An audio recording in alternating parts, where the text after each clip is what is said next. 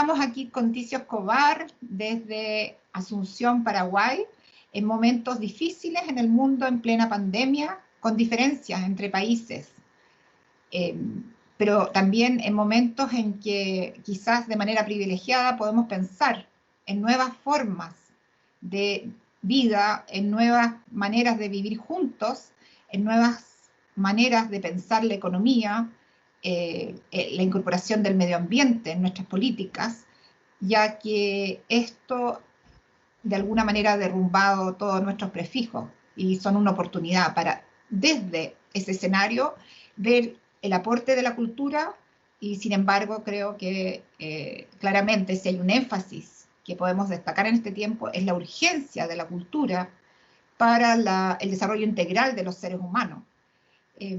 Esta es una oportunidad también que nos trae la tecnología de poder comunicarnos a distancia, este distanciamiento y esta cercanía a través de otros medios, como es la tecnología. Cuéntanos, Ticio, ¿de qué manera crees que las formas de vida de las diferentes comunidades en Latinoamérica, las comunidades indígenas, en que relevan asuntos espirituales, la memoria, pueden ser un aporte para repensar nuestras vidas en comunidades en las ciudades contemporáneas? Buenos días, Beatriz. Es un gusto estar en contacto contigo y con la audiencia tuya y del museo. Y sí, es un tema que inevitable, casi nos hemos vuelto monotemáticos, pero no hay otra salida, no podemos esquivar la referencia a una situación que por primera vez se presenta como global. Entonces, extrañamente todo el anhelo de universalidad y de autoconciencia planetaria puede darse quizá fugazmente y no totalmente a través de una pandemia, ¿no? Entonces tomamos como nos sentimos en cierto sentido parte del mundo, con las inmensas diferencias que enseguida avanzan a partir de esa autoconciencia. Yo creo que sí, tenemos que, lo que decías, reimaginar muchas cosas. Y lo extraño del caso es que tenemos que hacerlo con urgencia. Es como si hubiera habido siempre, hace muchísimo tiempo, esa necesidad de reformular pautas conductuales, económicas, sociales, culturales, y de pronto hay que hacerlo ya, rápidamente, ya se acabó el tiempo. Entonces hay una serie de cuestiones hechas que tienen que ser diseñadas sobre la urgencia, como si le empujaran a uno a asumir un compromiso que tenía que haberlo hecho ya quizás hace mucho tiempo y de pronto tiene que hacerlo ya, así. Y obviamente eso tiene sus graves riesgos, porque uno así como que lo tiran al agua y tiene que nadar como puede, ¿no? Y no siempre lo hace bien, pero tiene que hacerlo. Y en cuanto a las comunidades indígenas, si realmente existe como, yo no sé si llamarlo un modelo, porque no creo que a nivel cultural podamos decir, bueno, este modelo tenemos que seguir o no, pero sí que hay indicios, vestigios, como aproximaciones a otras formas de vida, porque precisamente durante estas largas décadas que vimos un neoliberalismo voraz destruyendo las bases de nuestra convivencia social, económica, habitacional, etcétera, justamente los pueblos indígenas han constituido una reserva de pensar el planeta, de pensar la madre tierra, de pensar los vínculos, las relaciones desde otro lugar. Y no es casual de que sean los grupos más estigmatizados, más marginalizados, más vulnerabilizados, precisamente que son los poseedores de saberes intensos que, reitero, quizá tengan que ser traducidos de otra manera como para ver cómo pueden servir o cómo pueden aplicarlo, pero en las últimas décadas, ya en el Congreso de Río +20, donde sobre desarrollo sustentable, y cuando se trataba de anclar la sustentabilidad en ejes no solamente económicos, ¿no? Ese economicismo de la idea del desarrollo, un economicismo cepalista de los 60, 70, sino que incorporase dimensiones de sustentabilidad, ese apellido sustentable que se le puso al desarrollo, que después ya casi no es necesario usar porque ya se da por supuesto que será sustentable o no será. Cruzar con lo ambiental, lo social, no solamente lo económico, y los ministros de Cultura en ese momento estamos pidiendo que se tome el eje cultural, realmente no un eje, sino una diagonal que atraviese transversalmente lo económico, lo social, lo ambiental, etcétera, que tiene que ver, reitero, no tanto con un eje vertical, sino con una perspectiva de transversalidad. Y se tomó justamente el concepto indígena de buen vivir, que en distintas lenguas, creo que sumaba Sumacayac, no quiero equivocarme, pero lo digo en guaraní, que es lo que generalmente los pueblos andinos y los pueblos guaraníes, quizá muchos otros pueblos también, yo sé que en Mapudungún también existe ese concepto, y posiblemente en otros pueblos indígenas, me limito a hablar de lo que conozco. En guaraní el concepto de tecopona quiere decir, teco es la manera de vivir, prácticamente se puede decir que es la cultura, pero también una cultura que hace a la manera de vivir de uno, a un modo de vida. Y pona es un adjetivo que significa tanto bueno como bello, un poco así en sentido platónico de lo bueno bello, pero con otras diferencias. Entonces es el buen vivir bellamente y en conjunto. Y ese concepto tiene una dimensión que involucra el estar bien uno consigo mismo, con su dimensión anímica, espiritual, subjetiva, diríamos, después social, lo que le rodea, y ambiental. O sea, ya está, si tenés esas tres dimensiones, el bienestar de la persona, de la comunidad, de la sociedad o del mundo, si querés, de los otros y del medio ambiente, es un concepto elemental, pero sumamente fuerte, sobre todo sumamente fuerte en cuanto no es una mera formulación retórica, sino que rige la forma de organización y de vivencia de los pueblos, ¿no? Sí, sin duda, Ticio, el buen vivir y de qué manera el arte hoy en día en nuestras ciudades, en nuestros pueblos, el arte colabora en ese buen vivir.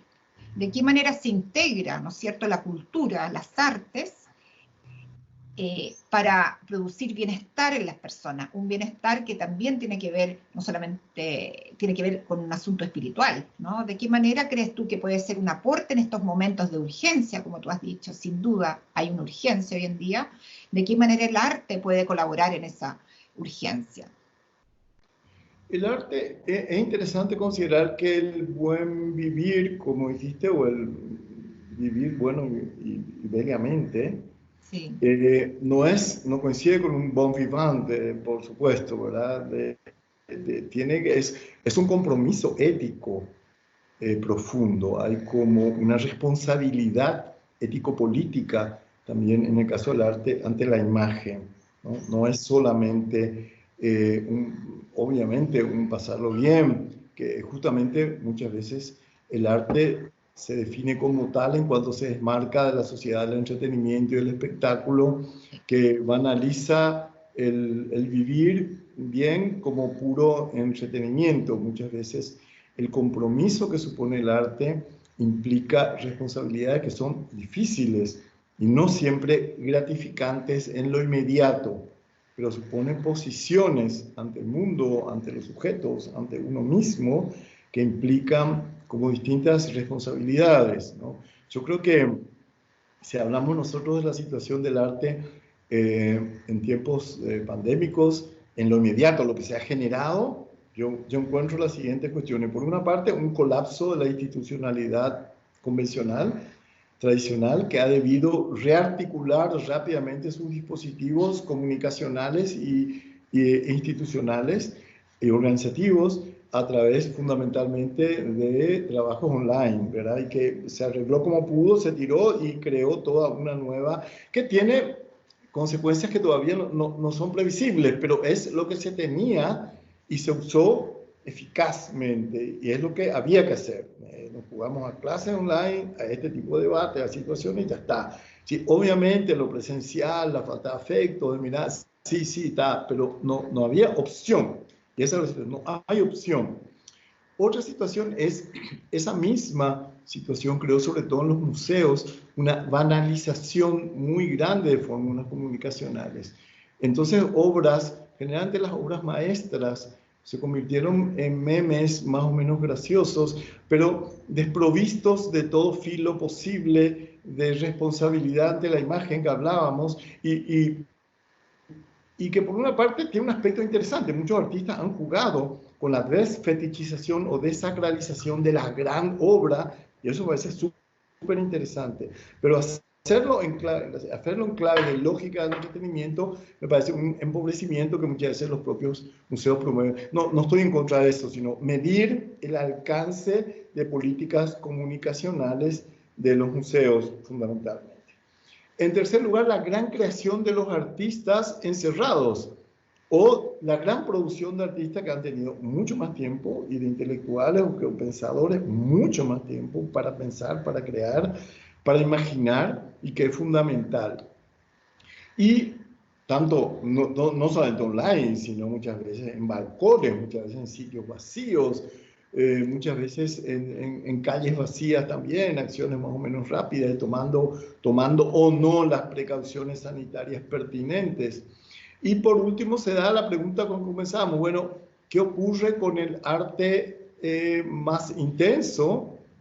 No es preciso, yo creo que una de las situaciones más interesantes del arte contemporáneo es justamente su indefinición en los límites. No es que tiene que ser el gran arte serio, grave y reflexivo, y después el arte entretenido, no, sino que está en esos límites transgredibles y cruzados continuamente, es que se dan los fenómenos más interesantes del arte contemporáneo. Pero sí que, ¿cómo se traduce una situación de desastre en términos de un arte que supone la presencia de los efectos en el cuerpo, la presencia del inconsciente, la presencia del deseo? O sea, hay una dimensión micropolítica que no define directamente.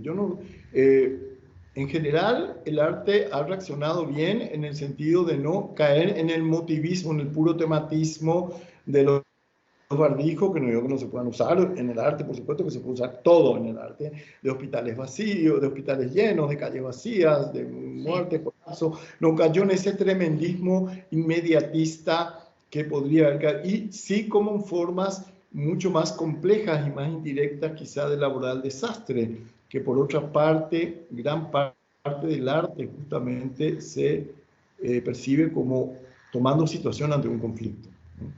Sí, sin duda, sin duda. Esto está haciendo reflexionar muchísimo a los artistas y en ese sentido es un tiempo privilegiado de reflexión, donde todo lo cotidiano, digamos, pasa a segundo lugar, sobre todo en los países que estamos encerrados. También pienso que hay una toma de conciencia, mayor toma de conciencia de algo tan evidente como es nuestra finitud, pero hoy en día en que la muerte aparece, ¿no? De manera grotesca muchas veces, donde la muerte aparece, también es un momento para pensar nuestra relación como seres humanos.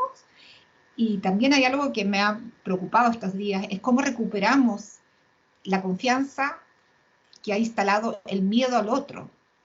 Si estamos construyendo comunidad, ¿no? Y de alguna manera también estos espacios culturales como los museos, el centro cultural, crea comunidad, tiene una vocación de encuentro, pero nos vamos a encontrar en un momento en que abramos con un miedo hacia el otro, justo lo opuesto, ¿no? De lo que tenemos como vocación. Eso es algo que nos invita a un desafío. ¿Cómo nos vamos a volver a reencontrar con una conciencia mayor a nuestra finitud, con un miedo al otro, ¿ya? Cómo derribamos ese miedo y encontramos nuevas formas de vivir juntos. Eso yo creo que es una reflexión también que se están haciendo muchos artistas. ¿Cómo lo ves, Picio, tú? Yo creo que hay momentos como de exacerbación de las tensiones que están presentes, ¿no?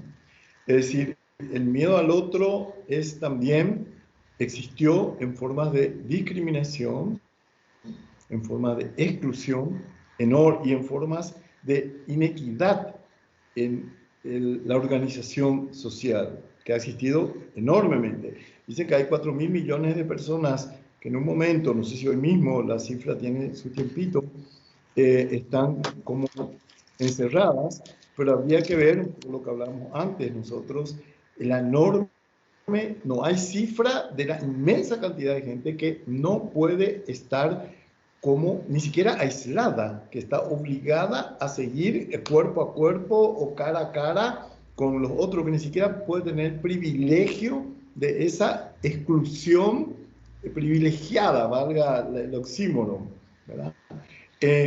Porque significa como, pensemos, etnias indígenas mismas muy apartadas, o grupos recluidos en cárcel con un hacinamiento grave, o personas refugiados políticos en campamentos provisionales, o gente viviendo en barrios miseria, en favelas, en chabolas, etc.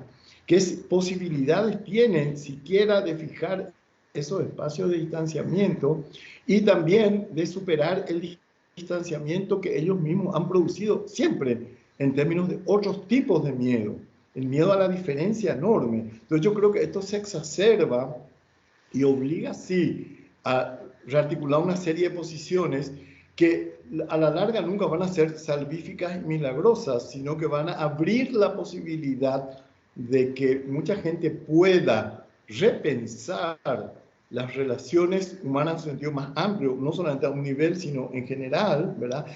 Pero mientras el 2% de la población mundial siga siendo, de las élites mundiales, sigan teniendo el 87% de los recursos, manejando el mundo, propietarios de los grandes recursos, entonces realmente hay formas de aislamiento que son enormemente brutales, que tienen que ser también replanteados en eso. Por supuesto que yo estoy totalmente de acuerdo en que tiene que ser planteado el miedo a no tocarse, a no abrazarse, el afecto de los cuerpos, que resulta fundamental a todos los niveles, a nivel como afectivo, a nivel erótico, a nivel de presencia, lo que significa la mirada, el brillo de la mirada en vivo y la diferencia del brillo de la mirada a través de una pantalla, ¿no?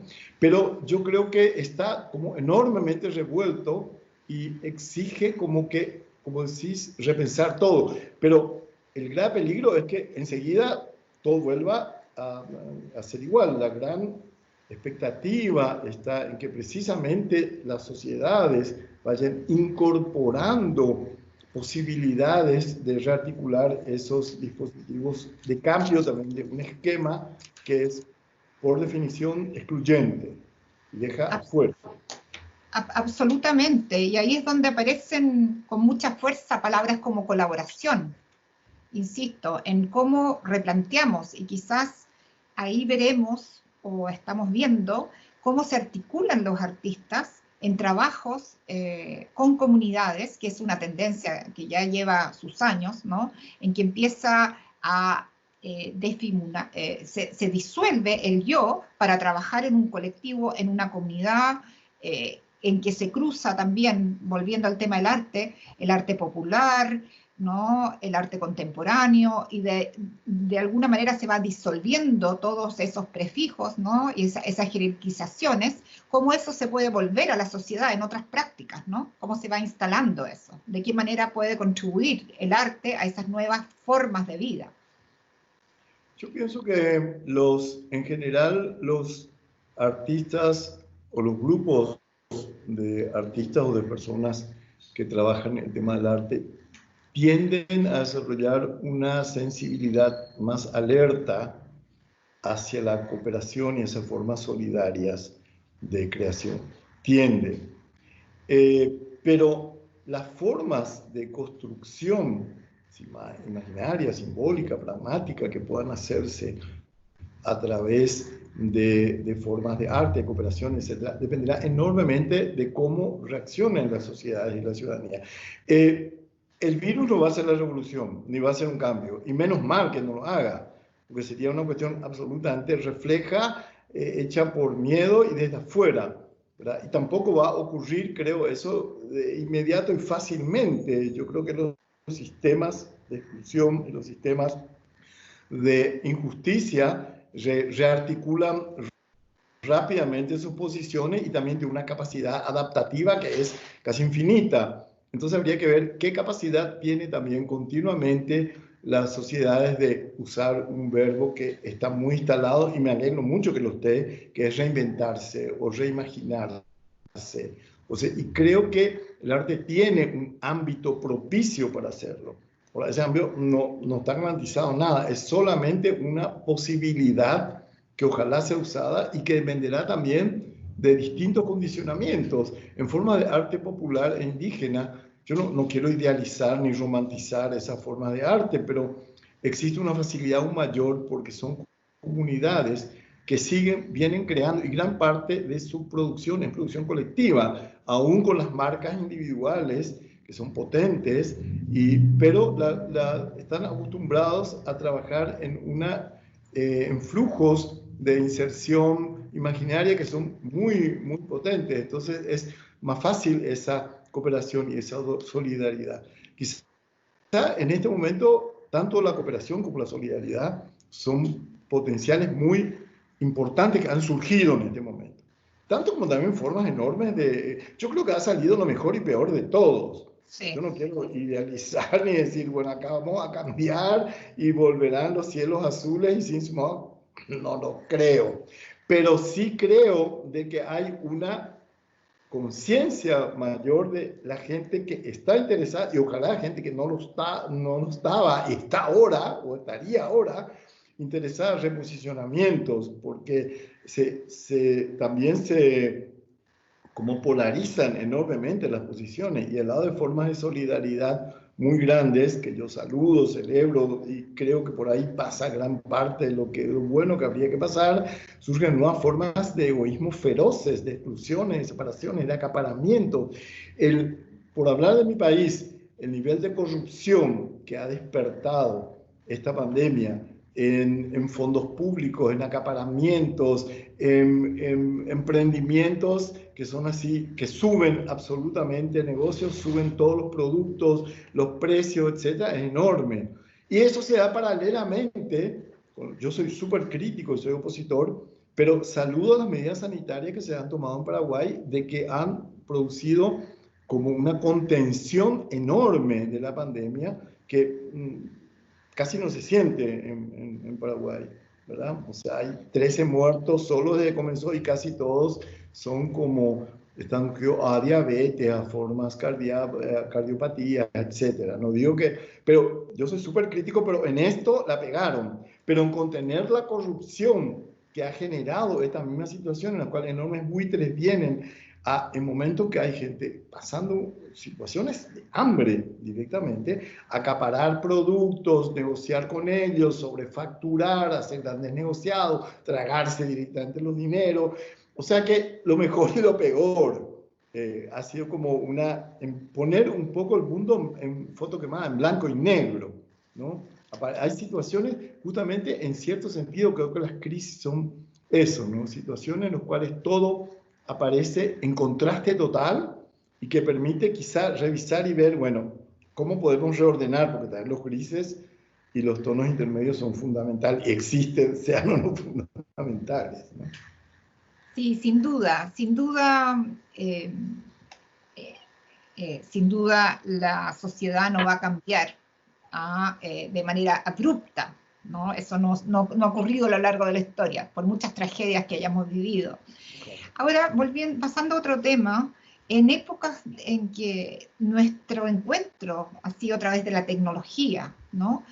Hemos visto también cómo han surgido la necesidad de la manualidad, ¿no? De lo concreto, porque todas nuestras relaciones están mediadas ahora por la tecnología, pero van surgiendo personas que empiezan a hacer prácticas manuales, en lo doméstico, empiezan a cocinar pan, como volviendo a ciertas prácticas cotidianas en necesidad de ese tocar también. ¿Ah? Ahí quizás podría haber un camino, digamos, una práctica que se instale en el cotidiano. ¿Qué crees tú, Tizi? Yo creo que esa es una tendencia que estaba ya como apuntada en el pensamiento, hablo en general con pensamiento como episteme cultural, así contemporáneo, ¿no? Como la valorización de formas vinculadas con la manualidad, con la mano, con la materia, también resulta fundamental tocar, pero incluso un momento, lo contemporáneo mismo es un escenario que trabaja enormes oposiciones sin necesariamente plantearle como dicotomías lógicas, sino como tensiones. Entonces el momento conceptual es un momento importante, pero ya no tiene como esa asepsia que tenía el concepto moderno, ¿verdad? Como pues, sino concepto más bien se entiende hoy como los pensamientos o las propuestas que ordenan que están detrás de una cuestión histórica o social o política, cuáles son las ideas que están en juego, es decir, cómo se rescatan más que el dispositivo ideativo que estaba tan recalcado durante el momento moderno. De modo que yo creo que desde el momento también en que lo contemporáneo es visto como conjunto de anacronías y tiempos diversos, y se rompe el mito del tiempo unilineal, occidental, único, patriarcal, blanco, heterosexual, ese gran camino moderno, se rompe, aparecen muchas historias, ¿verdad? Entonces, la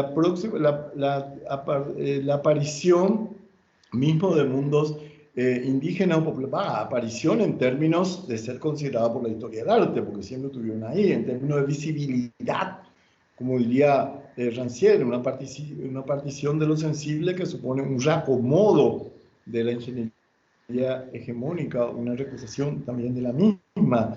Y la apertura también de lo estético, sensible, a formas que están también dialogando a veces con el arte. Vos ponías el caso del trabajo manual, doméstico, culinario, de las culinarias, del amasar el pan o de trabajar.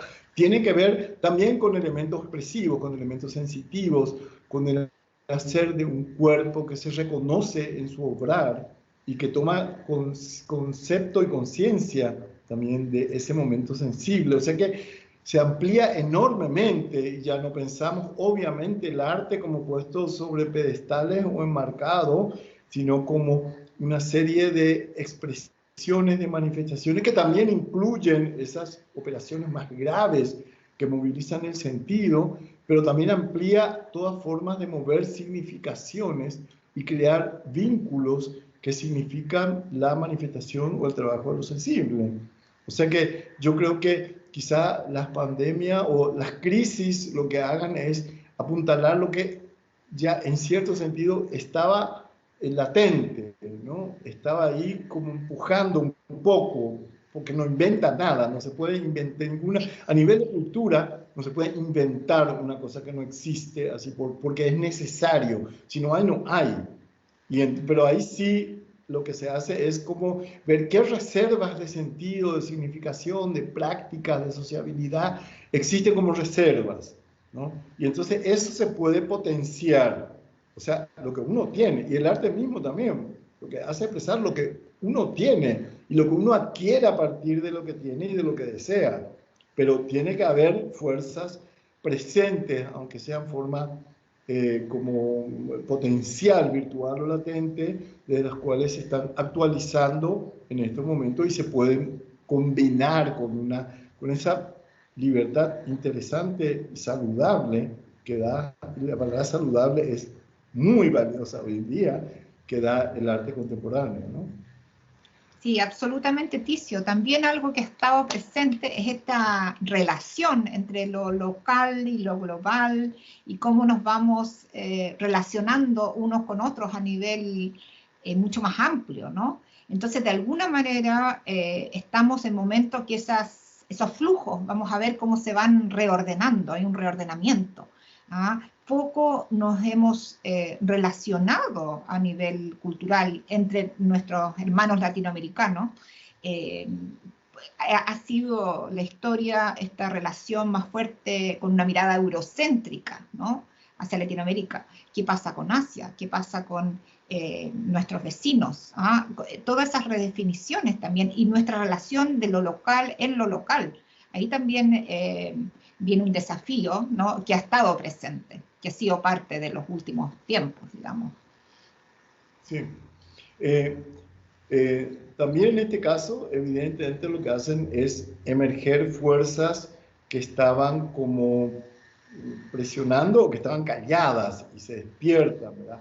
Y algunas no tan calladas, como todo el pensamiento decolonial que viene justamente reivindicando esa pluralidad de voces, de ideas, de imágenes en un mundo complejísimo que no se circunscribe solamente a la razón eurocéntrica, ¿no? Y entonces de pronto comienzan a aparecer, e incluso esta pandemia también impide ver el mundo y sus tensiones solamente como un gran conflicto, una dicotomía centro-periferia, sino que hay una tensión vacilante que adquiere una cantidad de configuraciones, porque ni centro ni periferia tienen ya posiciones fijas. Hay situaciones de centro que tienen que ver con como antes casi inocentemente hablamos primero, segundo, tercer mundo, que se desdibujan totalmente e intereses transnacionales corporativos que cruzan los países más pobres y trazan líneas de otros frentes de división de centro-periferia. Hay muchos centros y muchas periferias, y hay mucha periferia metida en el centro también en los países centrales, que asumen sus periferias o que emergen o que se develan en este momento, que antes estaban como cubiertas. De pronto aparece una pobreza y una situación de falta de asistencia pública en salud en países que aparentemente tenían resuelto este tema. De modo que la relación centro-periferia, no digo que se haya terminado, pero existe como una tensión indecidible y como jugada en muchísimos frentes. Yo creo que los artistas trabajan pueden recuperar también lo positivo de una universalidad, para no llamar globalización, en un momento determinado, aunque pues, sí, podríamos llamar otra globalización. La globalización no tiene que darse solamente en clave neoliberal, capitalista, depredadora, etcétera, sino que hay, incluso dentro de ese modelo, hay muchas formas de relacionarse, y la cuestión tecnológica, que puede ser como cualquier instrumento usado para el desarrollo democrático y la mayor creación y la mayor imaginación, o sea, para su buen uso, para temporada, diríamos, volviendo a la palabra guaraní, bien que podría ser, es potenciada hoy como una forma de crear un global bueno, vamos a decir, usando un maniqueísmo que usaba yo hace un momento. Sí, muchas gracias, Ticio. Sé que estuviste en la montaña unos días, Ticio. Ahí me imagino que sin conexión, ¿no es cierto? ¿Qué te dejó ese aislamiento? ¿Qué pensamiento? ¿En qué estabas metido? ¿Qué estabas estudiando en esos días, Ticio? A ver si nos puedes compartir un poco. Comienzo por aclarar que lo que nosotros llamamos montaña en Paraguay y lo que ustedes llaman montaña en Chile son realidades totalmente diferentes. En Chile serían suaves ondulaciones, que más o menos a la altura del Cerro Santa Lucía, más o menos lo que nosotros llamamos montaña, no que voy a llamar montaña, que ni hablamos de montaña, sino de cerros o tal. Y bueno, yo estuve un tiempo, no demasiado largo, en una casa de mi hijo, que en Altos, se llama Altos, un lugar boscoso, amable, que el aislamiento es muy grato porque si uno hace con gente cercana, bueno, puede verse al comienzo con esa gente y son terrenos grandes, uno puede pasear por el bosque, que sí que son bosques grandes los de acá, y sin cruzarse con nadie. Y yo aproveché ese tiempo, primero acá, y lo de la conexión, sí, hay y no hay, es difícil simplemente la conexión, pero por el momento se logra, pero uno se vuelve impaciente para la conexión, porque hay mucha interferencia por la altura, por la lejanía, pero yo aproveché ese tiempo y terminé un libro, que es un libro que justamente me había sido pedido por la Universidad de Chile, a través de Arturo Cariceo y de Nuri González, que me estimularon mucho a hacerlo, y que yo comencé a trabajar, y después con las dificultades que hubo en Chile, se pospuso, pero yo con la presión de la pandemia tenía que aprenderme eso y lo terminé. Y justamente se llama aura latente, tiene que ver mucho con lo que estamos hablando, la latencia de procesos que se activan o despiertan en situaciones propicias y no despiertan solos, tienen que ser activados. Y eso yo terminé ese libro, pero mi impaciencia tal, y yo no puedo esperar el año que viene para publicarlo, porque tiene que ver también con circunstancias ahora. Entonces lo publico ahora en Paraguay, se presenta los primeros días de julio, que lo voy a presentar y ya te invito con Sueli Ronick en una charla que puede ser interesante, puede tocar mucho de estos puntos, y Sueli es un pensamiento potente y muy propio en términos de micropolítica sobre todo. Y bueno, y después el año que viene se presentará en Chile, ¿no? Así que yo no puedo esperar en este momento como es al terminar algo o como una obra, una artista quiere ya mostrarla. Yo necesité o necesito, y va a ser una presentación virtual todavía, porque al museo no puede entrar mucha gente todavía. Entonces no podemos convocar un grupo, las grandes multitudes, que por ahí no hay mucha diferencia entre lo que asiste en el tiempo de pandemia y lo que no, pero bueno, uno se consuela por ese lado. Bueno, Ticio, agradecemos muchísimo tu participación, la posibilidad de conversar contigo a la distancia y volveremos a encontrarnos, sin duda. Así es que te deseo lo mejor para ti y para todas las personas del Museo del Barro que trabajan ahí y que ya están abriendo, y nos volveremos a encontrar. Muchas gracias. Muchas gracias, Beatriz. También desearte lo mejor por esta distancia, lejanía, cercanía que crean estos medios, ¿verdad? Son otra forma de la proximidad quizá, y que, bueno, desearte lo mejor a vos, a todo tu precioso equipo del museo y a todos los amigos chilenos, a quienes amo tanto, ¿no? Así que, bueno, Muchas corazón, gracias. bueno, gracias. Muchas gracias, Ticio.